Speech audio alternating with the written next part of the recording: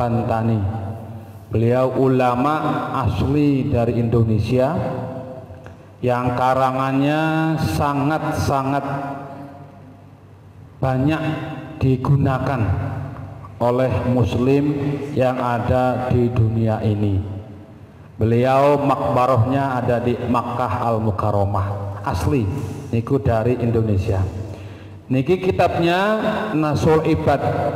Beliau menyampaikan bahwasanya ada empat itu menjadi gelapnya hati, dan juga ada 4 menjadi terangnya hati. Ini penting Pak, penting, karena hati ini yang menggerakkan kita, yang menggerakkan kita. Dan hati ini selama masih ada di jiwa raga yang masih hidup, ini selalu mengajak kebaikan Pak. Hati ini ngajak kebaikan. Walaupun berbohong, hati sebenarnya nolak. Cuman terkadang kalah dengan nafsu. Kalah dengan nafsu. Hati ini selalu ngajak kebenaran. Walaupun dia salah, tetap hati itu ada pikiran was-was, takut ketahuan, takut apes, takut kan gitu.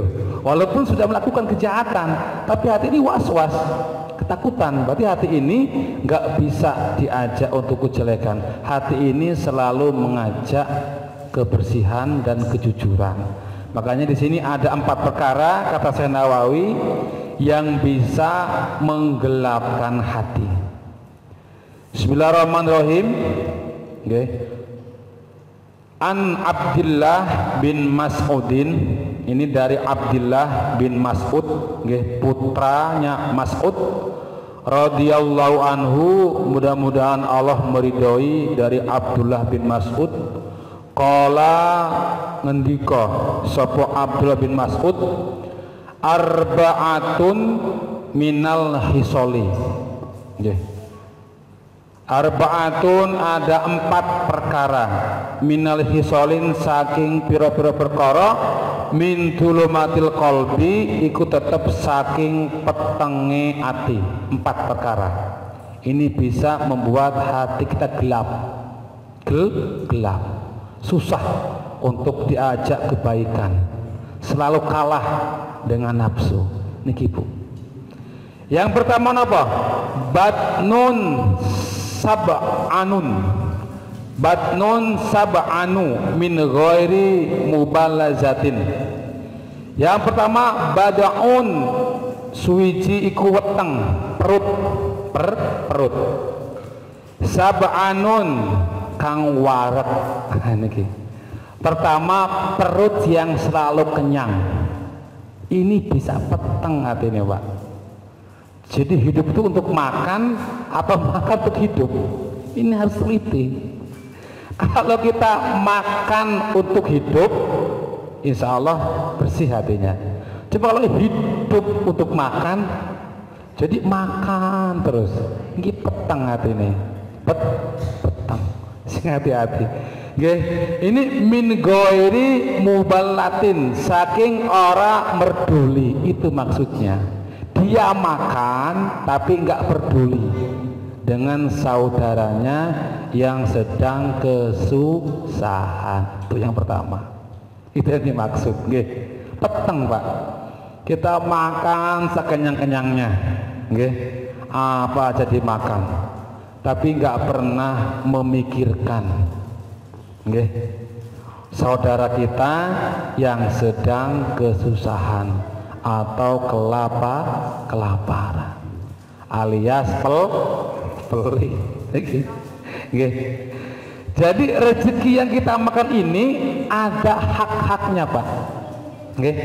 Ada hak untuk orang fakir miskin, orang yang kesusahan.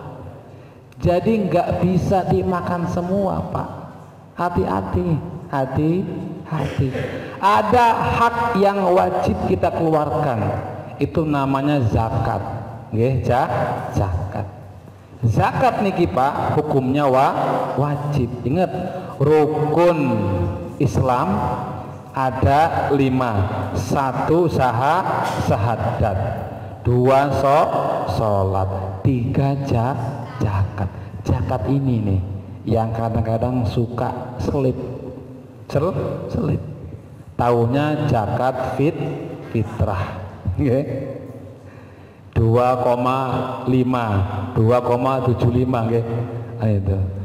Puasa pun kalau Bapak ingin bedah, puasa Ramadan pun kalau dia nggak zakat fitrah Pak Bu, nggak sah puasanya. Bayangkan, berarti di sini ada kewajiban kepada Allah dan ada kewajiban terhadap sesama.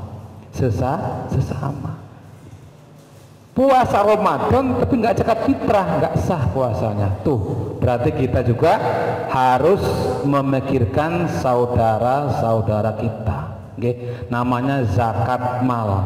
Zakat mal. Keluarkan Pak Bu, keluarkan. Okay. Mungkin kita dapat penghasilan hari ini 1 juta mungkin, okay. Itu bersih di luar modal. Sepele, cuman 25.000, dikit sebenarnya, dikit. Dan itu kalau nggak dikeluarkan bahaya, bisa peteng atine kemau. Yang kedua, maaf ngomong, kalau kita ini memasukkan sesuatu ke perut kita, kalau nggak kita keluarkan pasti terjadi yang namanya usus buntu, operasi. Yo gak BAB, mangan terus makan terus, gak BAB, bahaya ini, bisa usus buntu, Pak, dioperasi. Sama kita rezeki kita makan terus, nggak pernah dijakatin, nggak pernah disedekahin, hati-hati. Pasti nanti Allah yang ngambil dengan caranya. Ini repot malahan. Bisa sakit yang nggak ada obatnya, sakit terus, nggak sembuh, habis hartanya. Ada lagi gara-gara anaknya, kasus terus, tiba-tiba habis hartanya. Ada lagi kadang-kadang kebakaran gitu, tokonya kebakaran, hangus. Itu repot malahan kalau Allah ngambil dengan caranya. Paham nggih? Ayo, jadi zakat mal niki wajib Bapak Ibu, sedikit 1.025.000 wajib kita keluarkan. Kemudian dimakan untuk anak istri, insya Allah barokah, sehat, tentrem, ayem, dan tambah rezekine. Zakat itu Bu, bersih, tambah, barokah, tentrem, ayem. Paham gak? Kalau zakatnya dikeluarkan, insya Allah kok pasti tambah yang baik, tambah segalanya. Paham ya? Itu. Jadi yang pertama kata Syekh Nawawi, petengnya hati, makan sawareke, nggak pernah zakat, nggak pernah berbagi dengan sesama muslim yang sedang kesusahan. Nggih. Nika. Terus nggih. Nomor 2, bismillahirrahmanirrahim. Nomor 2, wasuhbatu dzalimina. Nggih. Yang kedua yaitu berteman dengan orang-orang yang zalim. Hati-hati. Niki penting, Pak. Penting. Nggih. Biarin. Nggih. Jadi Nabi pun menyampaikan bergaul, bermasyarakat, berkawan niku nggih diajari sing ati-ati. Kalau kita bergaul dengan orang yang zalim, satu pasti peteng atine, peteng. Nggih, kebawa nanti. Kebawa ini penting. Cuman kalau kita berkawan dengan orang yang ahli ibadah, dengan kawan yang soleh atau soleha, dengan kawan yang rajin taklim, dengan kawan yang rajin jamaah, ini insya Allah ke bawah penting Pak, penting, paham ya? Terus ya, itu. Jadi inilah yang membuat petangnya hati, ya.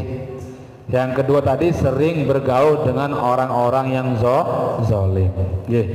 Kemudian yang ketiga, watulul amali. Yang ketiga, watulul amali. Apa itu artinya? Panjang dalam menghayal. Ini bahaya Pak. Jenengan menghayal, oh aku pingin tuku pesawat, ini repot. Sedangkan kita nggak mungkin, tapi kita berhayal seperti itu, ini bahaya. Bisa petang hati ini, karena nggak mungkin beli pesawat, nggak. Mobil aja belum kebeli, kan gitu sama Mama. Kok pingin beli pesawat? Ini nggak boleh kata Nabi, nggak. Kata Nabi, barang yang orang itu yang sangat saya takutkan kata Nabi, satu orang yang besar syahwatnya, yang kedua orang yang angan-angannya terlalu tinggi, menghayalnya terlalu tinggi. Ini bahaya, bisa peteng hati ini, okay? Jangan berlebihan. Yang ada disyukurin, dinikmatin, diniatkan untuk ibadah. Itu aja simpel. Jangan menghayal, loh kapan nih kebeli, kapan nih kebeli. Tapi keadaan kita emang nggak memungkinkan dari penghasilannya. Ya sudah, tahu kok dipikirin, kan nggak mungkin. Jadi itu kata Nabi, itu yang buat petang hati. Menghayal terlalu tinggi, itu nggak boleh. Kemudian keempat, wanisyatu dzunubi al-madiyati, wanisyatu lan lali ngelaliake adzunubi dosa al-madiyati kang wis kelewat. Ini bahaya. Jadi melupakan dosa-dosa yang sudah kelewat. Jadi enggak pernah merasa menyesal, enggak pernah merasa takut, jadi biasa-biasa aja. Ini bahaya, bahaya. Petang hati ini, biasa wae lah kayak nggak ada dosa. Ini repot.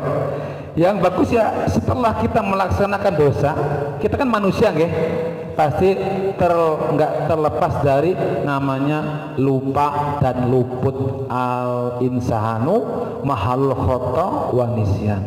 Itu kita. Setelah kita berbuat dosa, ya langsung bertobat, dengan sholat taubat, kemudian dengan zikir, kemudian dengan ikut taklim, ikut berjamaah. Ini loh, insya Allah dosanya diampun. Jangan biasa-biasa aja. Ini repot, bahaya ini, bahaya, petang hati ini. Paham ya? Nah itu ya. Jadi 4 ini kata Syekh Nawawi bisa membuat petang hatinya. 1, makan terlalu kenyang, lupa dengan sahabat yang kesusahan. Yang kedua, berteman dengan teman yang zalim. Yang ketiga, melupakan dosa yang kita buat alias enggak mau bertobat. Yang keempat, terlalu dalam, terlalu luas menghayalnya yang enggak mungkin kita bisa gapai. Itu juga petang hati ini.